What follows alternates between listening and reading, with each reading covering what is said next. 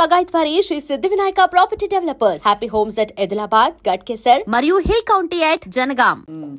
కానీ భాష పట్ల మీకు, తెలుగు భాష పట్ల మీకు ఇంత ప్రేమ కలగడానికి, ఎందుకంటే ఎక్కువ అత్యధిక పాటలు ఏ భాషలో పాడారంటే తెలుగే వస్తుంది. అంటే అంత మీరు మా తెలుగు వారు అయిపోయారు, తెలుగు అమ్మాయి. నాకు చాలా ఇష్టం తెలుగు భాష అంటే, అందుకే ఈజీగా వచ్చింది నాకు భాష. అది మాత్రం కాదు, తెలుగు పాటలు పాడుతున్నప్పుడు డైరెక్టర్స్ లేదంటే మ్యూజిక్ డైరెక్టర్స్, లిరిసిస్ట్ వాళ్ళు తెలుగులోనే మాట్లాడతారు. నాకు వేరే దారి లేదు, I have to learn the language. అలా ఒక పరిస్థితి. నాకు ఒక యోగా మాస్టర్ వచ్చారు అప్పుడు ఇంటికి. ఒక 5-10 ఇయర్స్ నేను యోగా మాస్టర్ దగ్గర నేర్చుకున్నాను. మాస్టర్ కూడా ఎప్పుడు తెలుగులోనే మాట్లాడతారు. హీస్ కమింగ్ డైలీ కదా, సో మాస్టర్ దగ్గర నుంచి కూడా ఇలా మాట్లాడడం నాకు కొంచెం అలవాటైంది. బాలుగారు చెప్పాలి తప్పకుండా, big person in my life. Because ఒక్కొక్క ప్రొనౌన్సియేషన్ ఎలా ప్రొనౌన్స్ చేయాలి, దానికి ఎలా ఎక్స్ప్రెషన్ ఇవ్వాలి, ఇదన్నీ బాలుగారు ద్వారంగానే నేను నేర్చుకున్నాను. So he's a big inspiration and a mentor. భాష నేర్చుకోవడం ఎలా రాసుకుంటారు పాటని? నాకు తెలుగు చదవడం వచ్చింది, చదువుతాను. I can read the Telugu script. అయితే నేను నా బుక్లో రాసుకున్నప్పుడు మలయాళంలో రాసుకుంటాను, ఎందుకంటే ఈజీ. అండ్ ఎప్పుడైనా నాకు అవసరం, నాకు కొన్ని రోజులు తెలుగు అది పాడలేదంటే కొంచెం అలా మర్చిపోతున్నాను కదా. సో డైలీ ప్రాక్టీస్ ఉండాలి కదా. సో నా బుక్లో ఎప్పుడు everything is in Malayalam except Hindi. మాత్రం హిందీలోనే రాసుకుంటాను, ఎందుకంటే ప్రొనౌన్సియేషన్లో మలయాళం రాసుకున్నప్పుడు చిన్న డిఫరెన్స్ వస్తుందని. అది హిందీ మాత్రం హిందీలో, మిగతా అన్ని లాంగ్వేజెస్ మలయాళం. మీరు పాడుతున్నప్పుడు ఇప్పుడు ఎంత అన్ని పాటలు మంచి పాటలు అయినా కూడా ఏదో ఒక రికార్డింగ్కి వెళ్తున్నాం అంటే మనకు కొంచెం ఎక్కువ హ్యాపీగా ఉంటుంది. అలా ఎవరి రికార్డింగ్కి వెళ్తున్నప్పుడు మీరు అరే వాడు ఏం పాట వస్తుంది, ఈ గమక మనం ఇంకా బాగా వెళ్దాం అని అలా ఉంటుంది కదా? అది హ్యాపీనెస్ కాదు, టెన్షన్స్ వస్తుంది. కొన్ని మ్యూజిక్ డైరెక్టర్స్ దగ్గర వెళ్తున్నప్పుడు ఈరోజు ఎలాంటి పాట వస్తుందో మనకు, అది నా గాత్రంలో రావాలి, మ్యూజిక్ డైరెక్టర్ని సాటిస్ఫై చేయాలి అని ఒక పెద్ద ఇది ఉంది కదా. సో అది కొన్ని మ్యూజిక్ డైరెక్టర్స్ దగ్గర వెళ్తున్నప్పుడు ఆ భయం ఉంటుంది. ఎవరెవరు? ఇళయరాజా గారు, శరత్ గారు అయితే ముందు అర్థం అవడానికి ఓ రోజు పడుతుంది మాకు వినడానికి.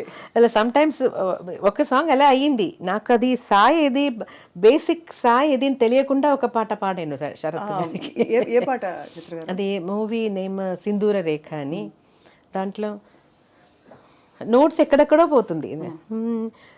ప్రణతోస్మి గురువాయుపురేశం ప్రతిదినమను చేత స్మర హరి పాదం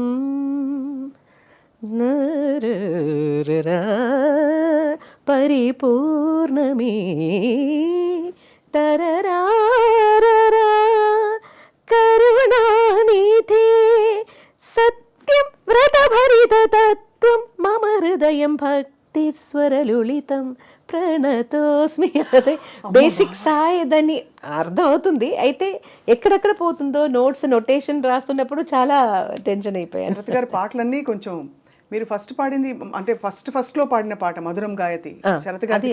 అది ఫస్ట్ కాదు, శరత్ దగ్గర కొన్ని పని చేసిన తర్వాత తీసిన ఆల్బమ్. అదే అసలు అంటే చాలా కష్టమైన పాట. ఆ ఆల్బమ్ లో అన్ని మంచి సాంగ్సే.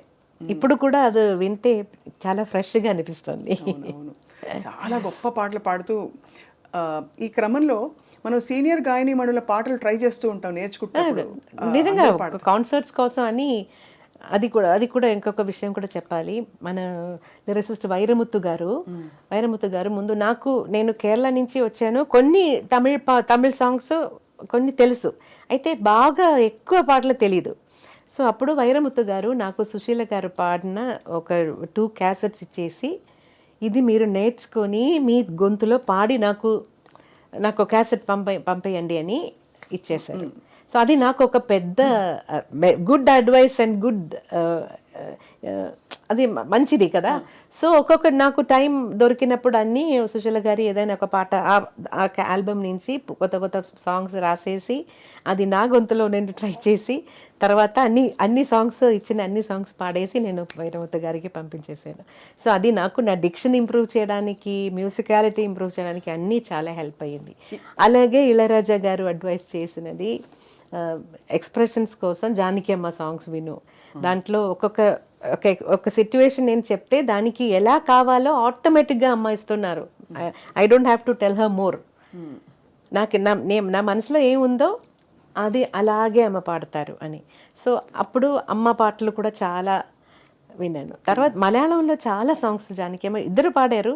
అయితే కాన్సర్ట్స్ కోసం జానకి అమ్మ సాంగ్స్ చాలా ఎక్కువ నేను ప్రాక్టీస్ చేశాను. సుశీలమ్మ పాటల్లో, తెలుగు పాటల్లో ఏమన్నా మీరు ప్రాక్టీస్ చేశారా? పాడనా తెనుగు పాట, అది నేడే ఈనాడే, తర్వాత అలాంటి కొన్ని పాటలు తెలుసు. సుశీలమ్మ గారు ఎంత మెచ్చుకుంటారు చిత్ర గారి పాటని. వీళ్ళందరూ సీనియర్ గాయని మణులందరూ, మీరు అఫ్ కోర్స్ మీరు కూడా చాలా సీనియర్, బట్ వాళ్ళు మన అందరికంటే సీనియర్ కాబట్టి వాళ్ళు ఎప్పుడు ప్రస్తావించినా మీ పేరు తీసుకొస్తుంటారు, మీ పాటలోని గొప్పతనాన్ని చెప్తుంటారు, ఎంత బాగా పాడుతున్నారని చెప్పి. సో గురువు గారు మిమ్మల్ని చూసి చాలా మురిసిపోయి ఉంటారు కదా, మీ పాట విని మీరు ఇంప్రూవ్ అయింది, మీరు పురోగతి సాధించి ఇంత సాధించి జీవితం. నేను చెన్నైకి షిఫ్ట్ అయిన తర్వాత అప్పుడప్పుడు ఎప్పుడైనా నాకు టైం దొరుకుతుందో అప్పుడు పోయి నా టీచర్ని మీట్ చేస్తాను. అలా టీచర్ కూడా బిజీగా, క్లాసెస్, కాన్సర్ట్స్, అలా టీచర్ కూడా బిజీగానే ఉన్నారు. నేను ఊరు వెళ్తున్న టైంలో ఉన్నారంటే వెళ్ళి చూస్తాను. ఏమంటారు మీ పాట విని, మీ సినిమా పాట విని ఏమంటారు? She's always proud. Always proud of you.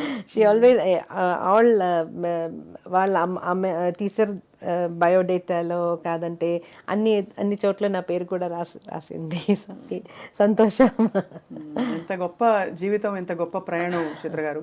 ఇలా కొనసాగిస్తున్న తరుణంలో ఎప్పుడు మీకు అంటే ఇతరుల పాటల స్టైల్స్ మారుతున్నప్పుడు, ఉదాహరణకి నేను ఈ టైప్ పాట పాడలేదే అని ఏమన్నా అనిపించిందా? ఇప్పుడు బాగా బేస్ వాయిస్ వేసి పెప్పీ నెంబర్స్ అలాంటిది ఇంకా పాడాలి అని అన్ని పాడని ఇది పాడలేదే, అలాంటి బాణి ఏమన్నా అనిపించిందా మీకు? ఫస్ట్ నేను ఇలా రికార్డింగ్ వెళ్ళి అక్కడ అయ్యో నా వల్ల కాదని అయిన ఒక సాంగ్ ఉంది, అది చాలా నాకు ఇబ్బంది అయిపోయింది. నా ఫాదర్ ఉన్న టైంలో, నా ఎంట్రీ టైం అది. అప్పుడు డబ్బింగ్ మూవీస్ వస్తుంది కదా, అదే బాలు గారు జానకి గారు పాడే ఒక ఫిలిం, మలేషియా వాసుదేవన్ గారు నేను తమిళ్లో పాడుతున్నాను. దానికి థియేటర్కి వెళ్ళి అలా పాట వాళ్ళు వేస్తారు కదా మనం నేర్చుకోవడానికి. పాట వింటే డిఫరెంట్ నవ్వు. మెయిల్ లైన్ ఒక లైన్ పాడితే జానకి గారు నవ్వు, అదన్నీ ఒక్కొక్క నవ్వు డిఫరెంట్. అయ్యో నాకు ఆ టైంలో నవ్వంటే ఫేస్లో వస్తుంది, శబ్దంలో రాదు. అయ్యో నేను చాలా భయపడినాను. నేను అప్ప దగ్గర నా ఫాదర్ దగ్గర చెప్పాను, నాన్న will go, I can't do this, నాకు నవ్వు రాదు. ఫస్ట్ ఆఫ్ ఆల్ నర్వస్నెస్ అని కొత్తది కదా, నాకేం తెలియదు. గట్టిగా నవ్వాలి, డిఫరెంట్ సేమ్ నవ్వు కాదు, ఆ నవ్వులోనే వేరియేషన్స్. అయ్యో నా వల్ల కాదని నా అప్ప ఏం చెప్పారంటే, ఎక్కడైనా ఎలాగైనా వచ్చేసారు కదా, ఇప్పుడు నేను పాడనని వెళ్ళిపోతే అది మంచిది కాదు, సో ట్రై చేయి, బాగలేదంటే వాళ్ళు వేరే ఎవరి చేతైనా let them make somebody else sing. అప్పుడు కొంచెం సరే ట్రై చేద్దాం, నా వల్ల కాదు అది నాకు తెలుసు, కానీ తప్పకుండా ఆ పర్ఫెక్షన్ నాకు రాదు, అయితే ట్రై చేద్దాం అని ట్రై చేశాను. ఆ పాట ఒరిజినల్ ఉందో లేదో నాకు తెలీదు, పాడేసి వచ్చేసాను అంతే. ఏదో సేమ్ నవ్వు వచ్చింది, డిఫరెంట్ నవ్వు రాలేదు. నిజంగానే మీరు చెప్తుంటే నవ్వింది మల్లె చెండు ఆ పాట వింటారు మీరు, జానకి గారి పాట. నవ్వింది మల్లె చెండు, నచ్చింది గర్ల్ ఫ్రెండ్, గట్టిగా నవ్వులు వస్తాయి. ఆ పాట ఏమో తెలీదు. అదా లేకపోతే సిరిమల్లె పువ్వులే నవ్వు, అదా? అది కూడా సిరి చిన్నారి పల్లవిలో లైన్సే లేదు, నవ్వు మాత్రం. మేబీ చరణంలో లైన్స్ ఉన్నాయి, పల్లవి మొత్తం నవ్వు. అది మీకు మోస్ట్ ఛాలెంజింగ్ అనిపించింది? మోస్ట్ అదే ఇలా టిక్లు చేస్తారు అప్పుడు. చిన్నగా స్టార్ట్ అయ్యి పెద్దగా అయిపోయింది. అయ్యో జానకి గారు నా వల్ల కాదు, అయ్యో ఎలా చేశారో అమ్మ, అయ్యో. And for more videos, Please subscribe to iDream. Please subscribe to iDream. Please subscribe iDream. And please subscribe to iDream. For more videos, subscribe to iDream. please like, share, and subscribe to the channel. Congratulations, iDream. Subscribe to iDream. Subscribe to iDream. So subscribe to iDream Media.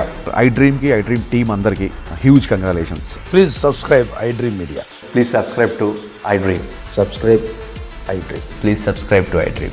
iDream అంటే నా కళల ఛానల్ను subscribe చేసుకున్నారు, నోరు తిరుగుతలేదు.